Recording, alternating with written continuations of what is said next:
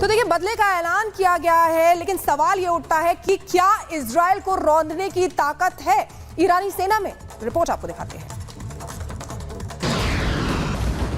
Iran, Israel और पूरे middle east के लिए अगले 24 से 48 घंटे बेहद अहम हो सकते हैं, क्योंकि अगले 1 से 2 दिनों में ईरान इजराइल पर हमला कर सकता है। राजधानी तेहरान में 31 जुलाई को हुए हमास के मुखिया इस्माइल खानिये की हत्या से गुस्साए ईरान ने इजराइल को सबक सिखाने की धमकी दे रखी है। कल ही हिजबुल्लाह ने इजराइल पर अब तक के अपने हमले का वीडियो जारी किया था। इस संभावित हमले को देखते हुए इजराइल के मित्र देशों ने खाड़ी में अपनी जंगी हथियारों को तैनात करना शुरू कर दिया है। कई देशों के मध्यस्थता और बातचीत के बावजूद फिलहाल ईरान पीछे हटने को तैयार नहीं है। अब ये माना जा रहा है कि ईरान किसी भी वक्त जंग का मोर्चा खोल सकता है। वहीं दूसरी तरफ अमेरिका के secretary of state Antony Blinken ने भी G7 देशों को इस संभावित हमले को लेकर आगाह किया है। हालांकि ब्लिंकन ने हमले की टाइमिंग को लेकर कोई सटीक जानकारी होने से इनकार किया है। वहीं इजराइल का भी दावा है कि वो ईरान और उसके पिछू देशों के हमले के लिए पूरी तरह तैयार है।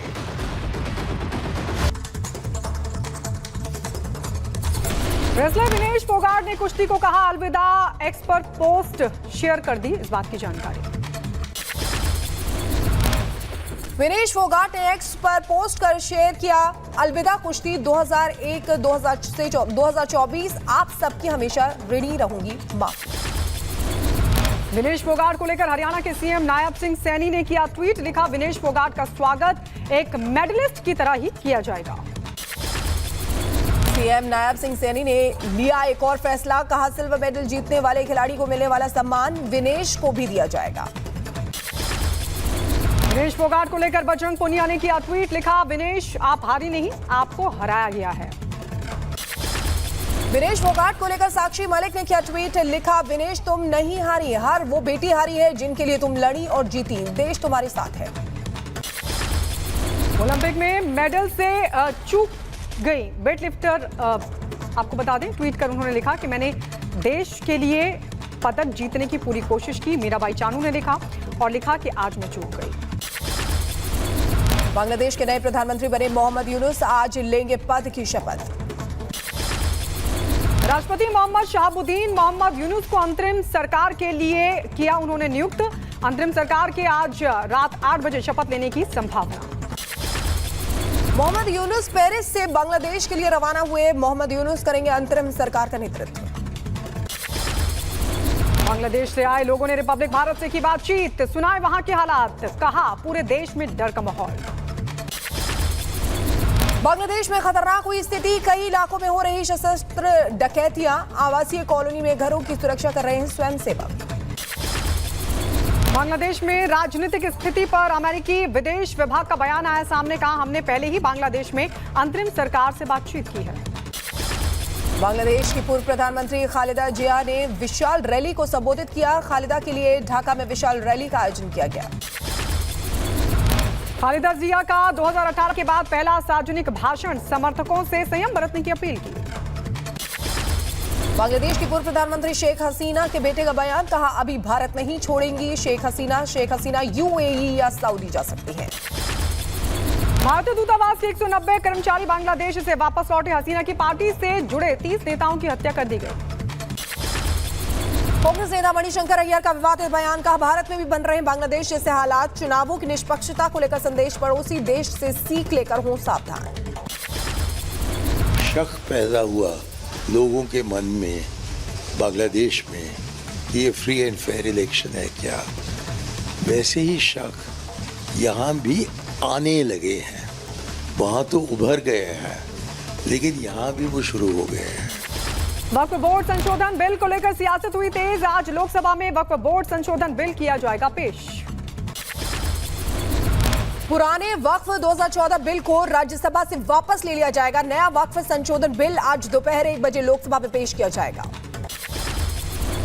दिल्ली की 123 वक्फ प्रॉपर्टी से जुड़े मामले में आज हाईकोर्ट में होगी सुनवाई। दिल्ली हाईकोर्ट ने वक्फ प्रॉपर्टी का सर्वे कर रिपोर्ट दाखिल करने का दिया था निर्देश।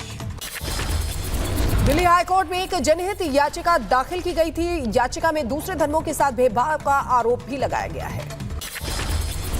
उधर बीजेपी के प्रवक्ता आरपी सिंह ने कहा वक्फ बोर्ड के अंदर अनियमितता है, इस बिल में गरीब मुसलमानों के हित का काम नहीं होता। सरकार चाहती है कि वक्फ बोर्ड की जो प्रॉपर्टीज हैं उनसे जो आय आए उसका जो उपयोग है वह गरीब से गरीब मुसलमान के लिए हो सके।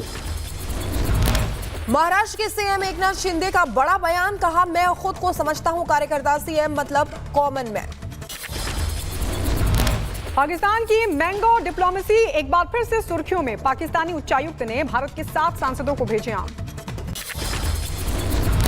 पाकिस्तान की तरफ से राहुल गांधी समेत 7 विपक्षी सांसदों को भेजे हैं आम। पाकिस्तान से आम आने पर विपक्ष ने बोला हमला।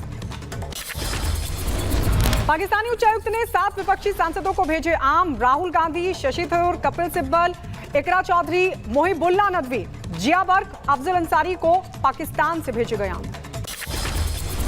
पाकिस्तान की तरफ से आम आने पर गिरिराज सिंह ने बोला करारा हमला, कहा राहुल गांधी को यूपी के आम अच्छे नहीं लगते।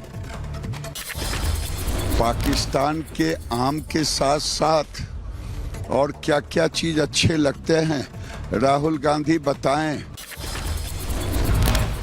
बीजेपी सांसद अनुराग ठाकुर ने कहा कि जिनका जहां प्रेम है वहीं से आम आएंगे।